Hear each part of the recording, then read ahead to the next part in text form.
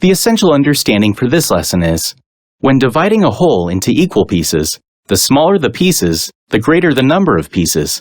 The larger the pieces, the fewer the number of pieces.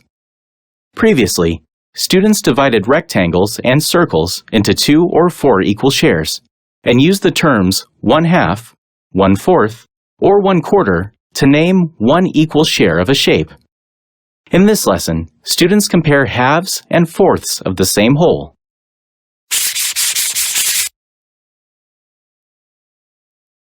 In this problem, students are asked to divide one sandwich into halves and an identical sandwich into fourths. They are also asked to identify the larger shares. This problem is key because it prepares students for considering the relationship between the size of the pieces and the number of pieces into which a whole is divided. Listen and look for students who correctly divide the first sandwich into 2 equal shares to show halves, and divide the second sandwich into 4 equal shares to show fourths.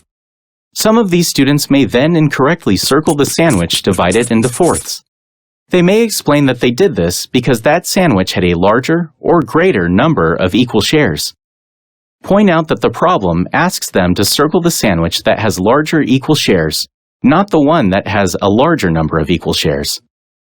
If these students have difficulty reasoning about the size of the shares, have them cover all but one share of each sandwich. Then ask guiding questions, such as, what do you notice about the size of these shares? If you wanted the larger piece, which would you take? 1/2 of the sandwich or 1/4? Listen and look for other students who divide the sandwiches correctly. And then go on to recognize that the sandwich, divided into halves, has larger equal shares. You may extend this problem by talking with students about how the size of the pieces and the number of equal pieces are related. Listen for students who say that the sandwich with larger pieces has fewer pieces, and the sandwich with smaller pieces has more pieces. These students are developing an understanding of the inverse relationship between the size of the equal shares and the number of the shares. This understanding will help them later as they compare fractions with like denominators or with like numerators.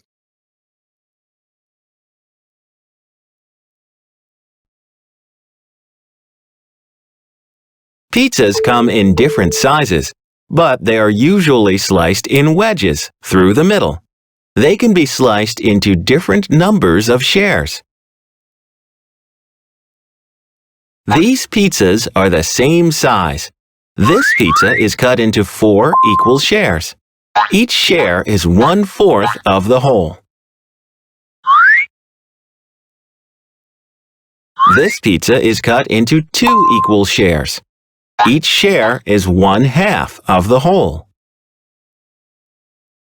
How many fourths make one whole?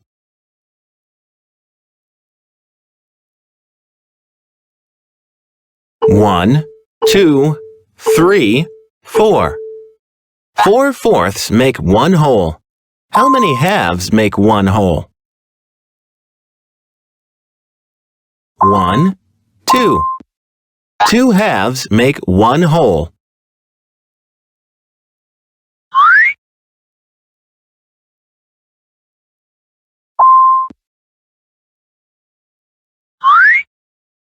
If you were very hungry, would you want a piece of the pizza that is cut into halves or fourths? Why? You would want a piece of the pizza that is cut into halves. A half would be larger than a fourth. The pizza with fourths has smaller shares. The pizza with halves has fewer shares. If you had to share a pizza with 3 other people, would you cut the pizza into halves or fourths? Select your answer.